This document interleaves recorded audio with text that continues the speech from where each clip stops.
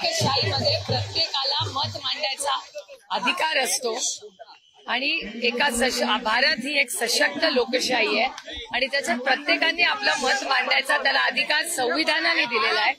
त्याच्यामुळे तो आपण सगळ्यांनी ऐकून घ्यायचा असतो आणि त्याच्यावर चर्चा होत असते समाजात. ट्विट नाही काय कुठला ट्विट तुम्ही जे स्टेटस ठेवलं ना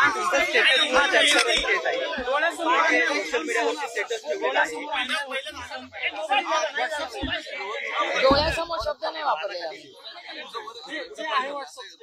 वाचलं नाही. एक मिनिट जे स्टेटस ठेवले हे घ्या कुणाचा तरी पुणे त्यानंतर महाराष्ट्रात पुन्हा चर्चा सुरू झाली. तुम्ही म्हणताय की सहन करायला नेमकं काय आणि मी म्हणत नाहीये. माझ्या आईने मला जो सल्ला दिला तो काल मला विमानात बसवल्यावर आठवला. तो मी ट्विट केला. आम्ही मी व्हॉट्सअपवर माझा पर्सनल स्टॅटस येतो. एका सशक्त लोकशाहीमध्ये स्वतःचं मत मांडणं ह्याच्यात गैर काय आणि एक भावना असते. नाही जो वर्धापन दिन साजरा होतोय खरं तर 2 वर्धापन दिन साजरे होत आहेत. पुढच्या वर्षीचा वर्धापन दिन आम्हाला राष्ट्रवादीचा एकत्रित बघायला मिळेल अशी अपेक्षा आहे. तुमची अपेक्षा असतील तर मी माझ्या जे वरिष्ठ आहेत त्यांना कळवीन. कार्यकर्त्यांची अपेक्षा आहे. आमदार जे आहेत ते बोलताना पाहायला मिळतात. प्रदेशाध्यक्षांकडे आमदारांनी 4 आमदारांनी जे आहे ते पत्र देखील दिलेलं आहे.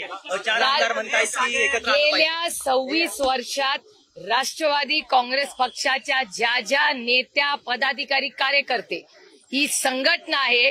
ही संघटना आदरणीय पवार साहेबांच्या नेतृत्वाखाली गेले 26 वर्ष कार्यरत आहे. 26 वर्षात प्रत्येकाचं खूप मोठं योगदान आहे. दिस इज टीम वर्क. कोणी व्यक्ती एक सगळं करू शकत नाही. त्याच्यामुळे सगळ्यांचं खूप मोठं योगदान आहे. मोठं टीमवर्क आहे. आज मला आवर्जून कैलासवासी RR पाटलांची आठवण येते. अनेक असे लोक असतील जे पक्षाचे अध्यक्ष राहिले. या पक्षात आज ते आहेत नाहीयेत. मेरे लिए त्या गोष्टी आज काही काढायच्या नाहीत. प्रत्येकाचं योगदान आहे. त्याच्या कष्टाचा मान सन्मान झाला पाहिजे या मताची मी आहे. अनेकांची इच्छा अशीच आहे की 10 जूनला निर्णय होईल. म्हणजे 10 जूनला मोठी बातमी समोर येईल असं वाटत होतं. अनेकांची इच्छा आहे. कार्यकर्त्यांची इच्छा आहे. अनेक आमदारांनी देखील बोलून दाखवले. तुम्हाला काय वाटतं? साहेबांनी यापूर्वी सांगितलं की काही निर्णय घेतले याबाबत. निर्णय घेण्याचे अधिकार आता ताईंकडे आहेत. मी निर्णय प्रक्रियेमध्ये नाही असं साहेब म्हणाले होते. मला असं वाटतं की ज्या काही भावना असतील त्या पक्षाच्या मीटिंग्समध्ये होत राहतात. त्यामुळे मी केलं तर 14-15 दिवस नाहीये. तुम्हाला माहिती ऑपरेशन सिंदूरसाठी पहिलं ब्रीफिंगसाठी मी दिल्लीला गेले आणि तिथून सलग 11 दिवस मी देशाच्या बाहेर ऑपरेशन सिंदूरसाठी होते.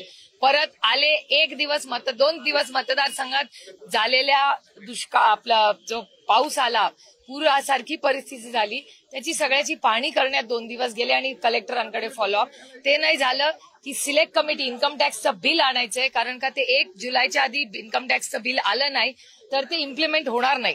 त्याच्यामुळे कालचा माझा पुरा दिवस गेला. मी काल रात्री उशिरा इन्कम टॅक्सचं बिल करून इथे आले. हा कार्यक्रम करून मी 5:15 वाजताच निघणार आहे कार्यक्रमातून. कारण का आज 7 वाजता माननीय प्रधानमंत्र्यांनी आमच्या सगळ्यांचं डीब्रीफिंगसाठी बोलवलंय 7 वाजता.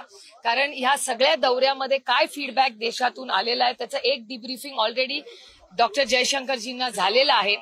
आणि त्यानंतर आज माननीय प्रधानमंत्र्यांनी आम्हाला सगळ्यांना जे खासदार या ऑपरेशन सिंदूरच्या ग्रुप 7 जे 7 ग्रुप गेले होते त्या सगळ्यासाठी आम्हाला आज 7 वाजता बोलवलंय. त्याच्यामुळे मी पक्षाचा कार्यक्रम करून लगेच 2:15 वाजता निघणारे कार्यक्रमातूनच. त्याच्यामुळे या सगळ्या प्रक्रियेमध्ये गेल्या 15-16 दिवसामध्ये ना संघटनेशी कुणाशी बोलायला ना घरात कुणाला ना नवरा ना मुलं कुणाशीच बोलायला गेल्या 15 दिवसात खरंच वेळ लागला. त्या 4-5 आमदारांची जी भूमिका आहे हा काळा दिवस आहे. वर्धापन दिन म्हणजे ओबीसी समाजासाठी काळा दिवस. लोकशाही आहे. प्रत्येकाला बोलायचा अधिकार आहे. लोकशाहीत लोक मांडत असतात. जे 4-5 आमदार आहेत त्यांची भूमिका पार पडली वर्धापन दिनाची. कोणी दादा 26 वर्ष अनेक वर्धापन दिनाची नियोजनाचे कार्यक्रम असतील. आज आठवण येते दादाची आठवण रोजच येते. सगळ्याच भावांची. मला 6 भाऊ आहेत. त्यांची सगळ्यांची आठवण रोज येते. दादांना फोन करणार का शुभेच्छा द्यायला ताई? माझ्या सगळ्यांचीच बोलणं होत असतं. कारण का नाही सगळ्या शुभेच्छा भाऊबीजेच्या, दिवाळीच्या, वाढदिवसाच्या, वर्धापन दिनाच्या, इंडिपेंडन्स डेच्या, रिपब्लिक डेच्या सगळ्या शुभेच्छा मी सगळ्यांना देते. काल मुंबईमध्ये रेल्वेचे एक्सपर्ट इथे आहेत, ते रेल्वे कमिटीवर आहेत, त्यांना विचारा. मामोल दादांना विचारा रेल्वेचं. चला आम्ही आता फ्लॅग हॉइस्टिंग करून देते.